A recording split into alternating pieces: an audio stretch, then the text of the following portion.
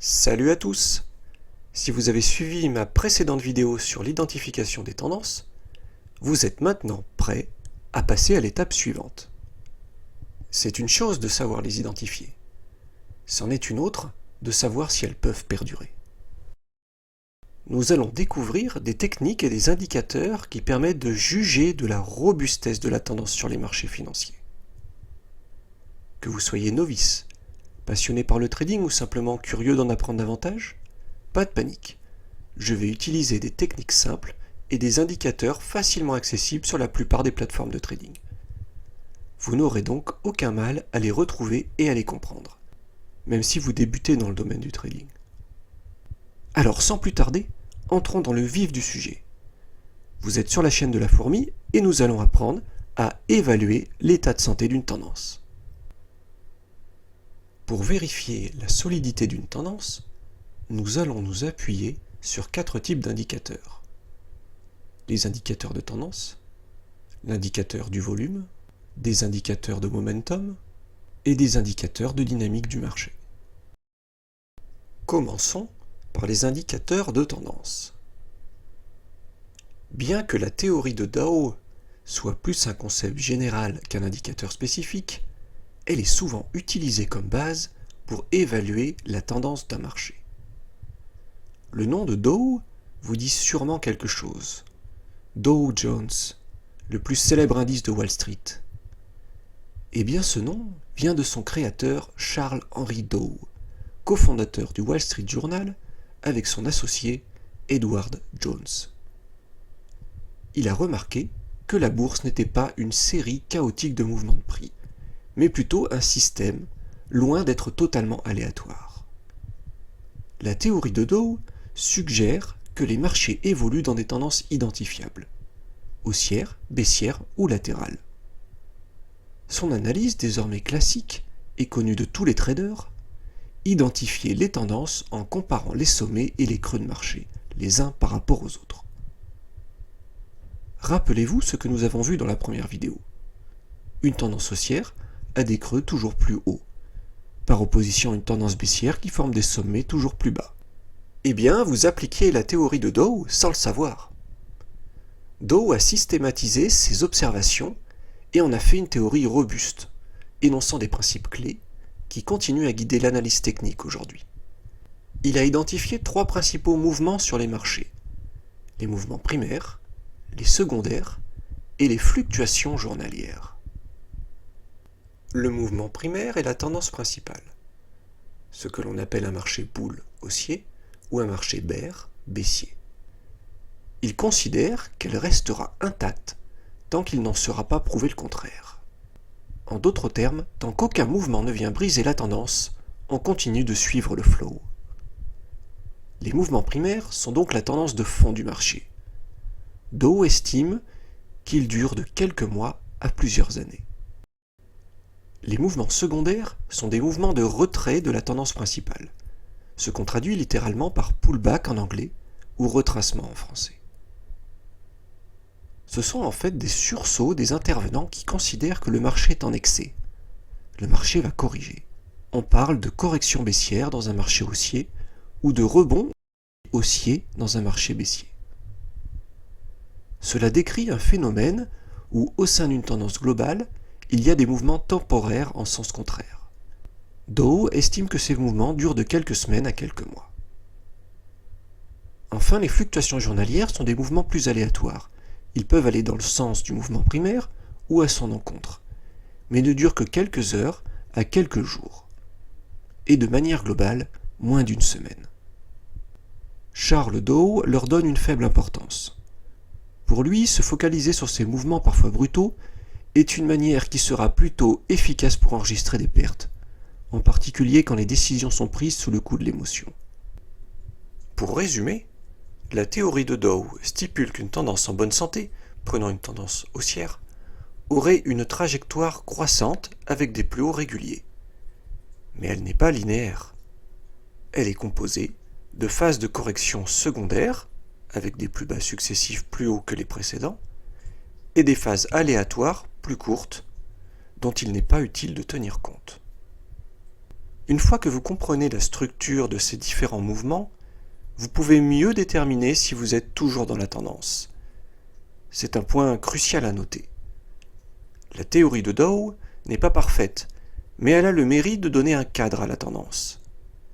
Si vous connaissez cette structure, il est possible d'en repérer les anomalies. La théorie de Dow considère que la tendance reste valide jusqu'à ce qu'une modification de sa structure vienne en prouver le contraire. Autrement dit, une tendance haussière demeure valide tant qu'un plus haut plus bas que le précédent ne se forme pas et que l'avancée qui suit ne permet pas de former un creux plus bas que le creux précédent. De manière similaire, une tendance baissière reste en vigueur tant qu'un plus bas plus haut que le précédent ne se forme pas et que l'avancée qui suit ne permet pas de former un sommet plus haut que le sommet précédent. Alors observons un cas concret dans TradingView. Notre œil est désormais aiguisé pour repérer une tendance, et nous remarquons aisément une tendance haussière ici sur ce graphique. Selon les principes de la théorie de Dow, cette tendance semble en bonne santé. Au début de cette période, le prix de l'or est d'environ 1900 $ l'once. Donc il faut savoir que les cotations du gold sont exprimées en dollars américains par once. L'once, c'est l'unité de mesure de poids qui est utilisée pour les métaux précieux. Dans les derniers jours de juillet, nous repérons une configuration qui contredit les principes de Dow. Nous repérons un plus haut, plus bas que le précédent.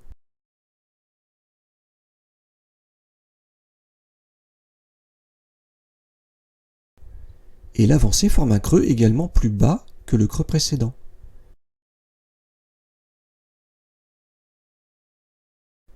Si nous sommes en position, il est peut-être préférable de prendre ses profits puisque nous repérons un affaiblissement de la tendance haussière.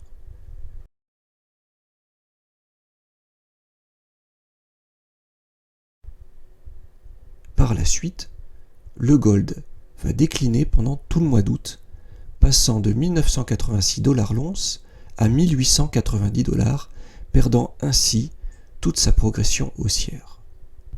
Et la théorie de Dow nous avait averti de cet affaiblissement de la tendance en cours. Pour observer la solidité d'une tendance, Charles-Henri Dow confirmait son analyse par les indices industriels et ferroviaires.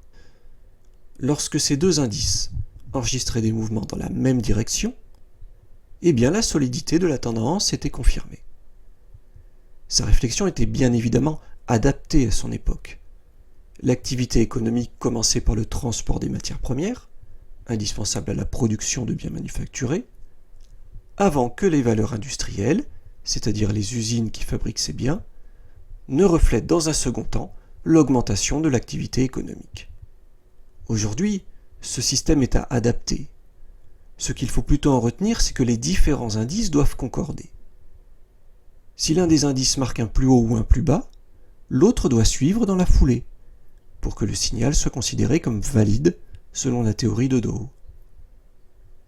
Pour appliquer la théorie de Dow aux indices actuels, il est pertinent de choisir des indices qui reflètent l'activité économique dans des secteurs variés.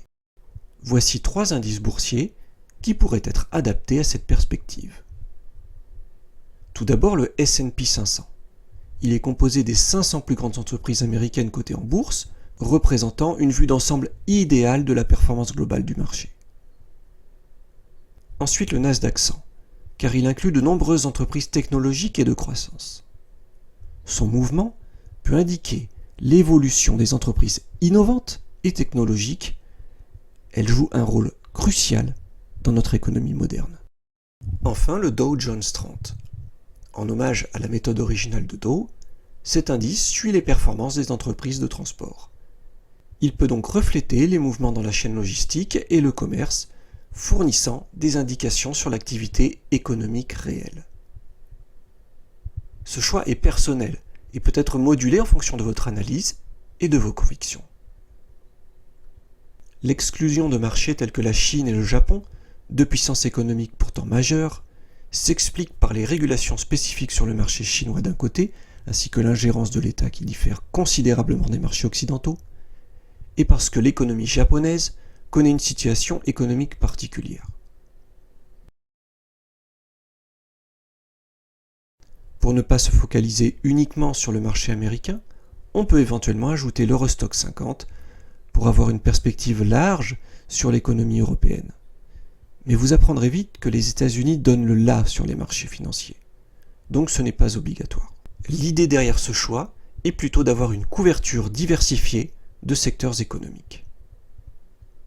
La confirmation de la force de la tendance primaire, à travers ces différents indices, serait basée sur le fait que, si l'un des indices affiche une tendance haussière ou baissière significative, les autres devraient suivre de près, dans la logique de la théorie de Dow. Si vous vous intéressez au trading et au marché américain en particulier, vous avez probablement remarqué que depuis quelques années, le Nasdaq drive la tendance sur le marché. Il est le principal moteur. Le S&P suit, puis le Dow ferme la marche. Alors ce n'est pas systématique et ce n'est pas inscrit dans le marbre non plus, mais c'est une dynamique actuelle. Observer le comportement de ces indices les uns par rapport aux autres peut être un bon indicateur pour surveiller la force de la tendance. TradingView offre une fonction particulière pour comparer les actifs sur un même graphique. Si nous ouvrons l'indice du Nasdaq, nous pouvons cliquer sur la petite croix en haut à gauche pour ajouter d'autres actifs et les comparer. En tendance, le Nasdaq drive le marché, puis vient le S&P 500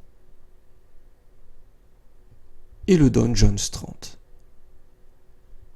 Lorsque ces indices ne concordent plus, il peut être judicieux d'alléger ou de clôturer ses positions ouvertes.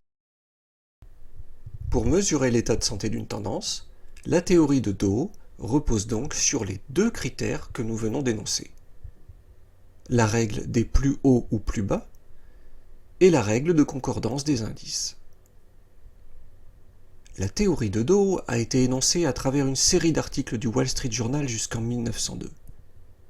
Même si elle se focalisait sur l'environnement économique de l'époque, industriel, et axée sur les produits manufacturés, plus matériels, et différents de celui d'aujourd'hui, elle reste riche d'enseignements.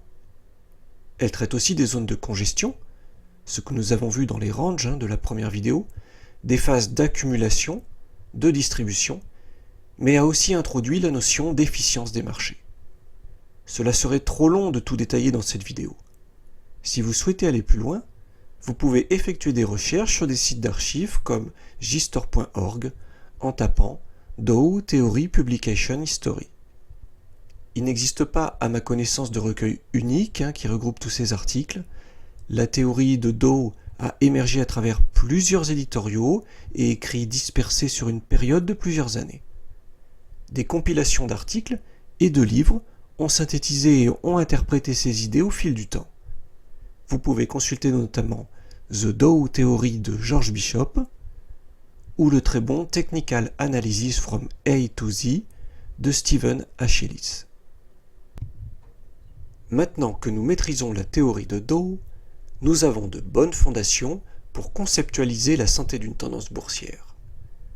Cette théorie offre une perspective globale sur la nature des tendances, mais une analyse plus précise peut être réalisée par l'utilisation d'un indicateur de tendance répandu dans le monde du trading, les moyennes mobiles. Ce sont des indicateurs techniques simples qui servent à lisser les variations de prix pour identifier la tendance générale. Quand nous regardons un graphique boursier, nous remarquons que les prix peuvent parfois beaucoup bouger. L'écart de ces variations est ce qu'on appelle la volatilité. Plus il y a de variations, et moins il est facile de lire une tendance. Pour pallier à ce problème, les traders utilisent ce qu'on appelle les moyennes mobiles. Sous ce nom un peu savant, il s'agit simplement de faire une moyenne des prix pour filtrer les fluctuations, les lisser en quelque sorte. Si nous ajoutons une moyenne mobile dans TradingView, nous remarquons deux choses. Tapons moyenne mobile dans les indicateurs techniques en haut à gauche de l'écran, et nous voyons qu'il existe toutes sortes de moyennes. Il ne s'agit pas ici de faire un cours spécifique aux moyennes mobiles. Sachez simplement que les plus utilisées sont les moyennes mobiles simples et les moyennes mobiles exponentielles. Si nous cliquons sur moyenne mobile simple, une deuxième ligne s'affiche en bleu sur le graphique. Sous le nom SMA, c'est tout simplement le nom anglais de Simple Moving Average, mais cela signifie exactement la même chose que moyenne mobile simple. Outre le type de moyenne mobile, si nous regardons dans Configuration avec un clic droit sur la ligne de la moyenne, nous voyons s'afficher le paramètre longueur de la période. Ici, nous voyons le chiffre 9. En dessous, c'est simplement une composante de lissage supplémentaire. Il est toujours utile de comprendre les principes de base d'un indicateur technique, et nous allons nous y intéresser quelques minutes. C'est sur la base d'indicateurs que vous construirez vos analyses et prendrez des décisions d'investissement. Qui investirait avec un outil qu'il ne comprend pas? Sans aucun doute, ce trader serait mal avisé. Une moyenne mobile simple signifie prendre la moyenne des prix des 20 dernières périodes, ici de clôture. Notre graphique est en 4 heures, donc on va prendre une première période des 20 fois les 4 dernières heures et en faire une moyenne, ce qui nous donnera un chiffre que l'on reportera sur le graphique comme un premier point. Puis quand 4 heures seront à nouveau passées, on refera la même chose sur les 20 dernières périodes de 4 heures, et ainsi de suite. En reliant chaque point, on obtient une courbe, la courbe de la moyenne mobile simple, appelée communément MMS 20 ou SMA 20 dans TradingView. Prenons un exemple simplifié avec une moyenne mobile simple de 3 périodes. La chronologie des prix est la suivante.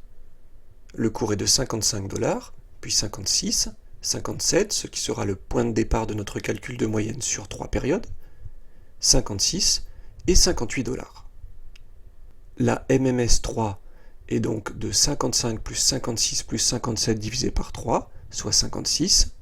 Il est le premier point de la courbe de la moyenne mobile. Le deuxième point sera la moyenne des 3 prix précédents, 56 plus 57 plus 56 divisé par 3 égale 56,3. Puis la moyenne va continuer à glisser, d'où le nom de moyenne mobile, pour nous donner un troisième point à 57 $. La courbe de la moyenne mobile simple est tracée en passant par ces 3 points. Elle attribue le même poids à chaque prix dans la période considérée. Mais on peut penser que les périodes récentes sont plus importantes que les périodes anciennes, surtout pour les moyennes mobiles de longue période. En effet, le comportement récent des investisseurs peut avoir changé. On veut prendre en compte la période récente de manière plus significative. Eh bien, c'est là que la moyenne mobile exponentielle intervient. Elle va accorder plus de poids aux prix les plus récents. Pour les matheux, la formule de calcul est la suivante. Soustraction de la moyenne mobile précédente au prix actuel, multiplié par un alpha, qui est un coefficient d'assourdissement de la sensibilité de la moyenne aux variations des prix, et qui se calcule selon une formule spécifique à la période choisie, qui est la suivante. Ce qui nous donne une moyenne mobile exponentielle sur 3 périodes, de 57 moins la MME précédente. Alors ici, on ne l'a pas, donc on va mettre la première moyenne mobile simple qu'on peut calculer avec notre échantillon, ce qui nous fait 57 moins 56, fois 2 divisé par 4, qui est l'alpha, plus 56 égale 56,5. Le second point est calculé en glissant sur les 3 périodes suivantes. 56 moins 7 fois on a la MME précédente, donc 56,5, fois 2 divisé par 4 plus 56,5 égale 56,25. Et de manière similaire, le troisième point est de 57,125. Et ainsi de suite, en glissant toujours sur 3 périodes. La courbe des prix étant dans notre exemple de 57, 56 et 58 $, nous voyons que la courbe de la moyenne mobile exponentielle colle mieux à la réaction des prix. Si j'ajoute 2 moyennes mobiles 20 périodes dans TradingView, l'une simple en bleu et l'autre exponentielle en rouge, eh bien je remarque que la courbe rouge colle généralement plus près des cours que la courbe bleue. Alors les périodes les plus utilisées dans le monde du trading sont les moyennes mobiles 20, 50 et 200 ou 150. Pourquoi? Tout simplement pour avoir de façon visible une moyenne court terme, la 20 périodes, une moyenne moyen terme, 50 périodes, et une moyenne long terme de 100 périodes. Ce lissage, issu des moyennes mobiles, va aider le trader à mieux lire la tendance des prix en ayant une vision plus nette. L'aperçu visuel de la tendance devient immédiat, clarifiant ainsi sa prise de décision. Alors comment utiliser efficacement cet indicateur dans notre trading pour évaluer l'état de santé de la tendance? Eh bien, commençons par examiner de près sa pente. Plus elle sera forte, plus la vigueur de la tendance sera forte, se dirigeant soit vers le haut en cas de tendance haussière, soit vers le bas en cas de tendance baissière. Comme nous connaissons désormais le fonctionnement de notre indicateur, nous comprenons plus facilement sa signification.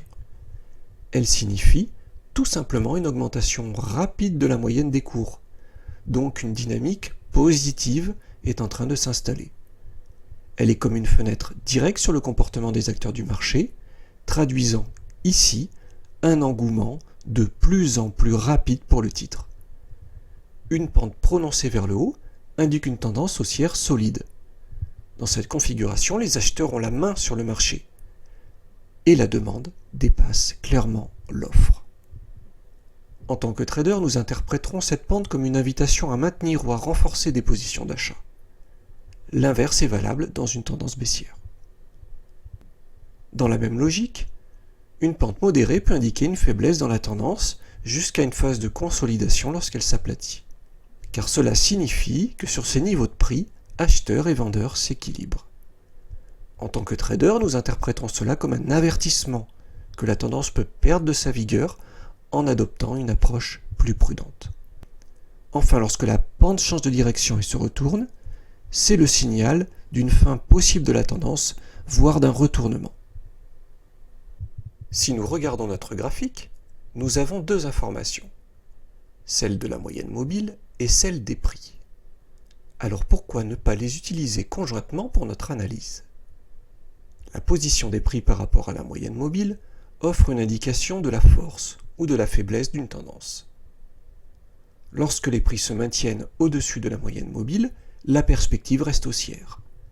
Cette configuration suggère une demande qui reste solide, toujours au-dessus de sa moyenne. Les acheteurs maintiennent leur contrôle sur le marché. L'inverse est aussi valable en tendance baissière. Dans ce cas, l'offre prévaut sur la demande.